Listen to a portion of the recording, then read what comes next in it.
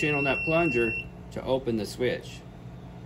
Now, anytime this switch is closed, the light inside the unit is going to be on and the fan's going to be off.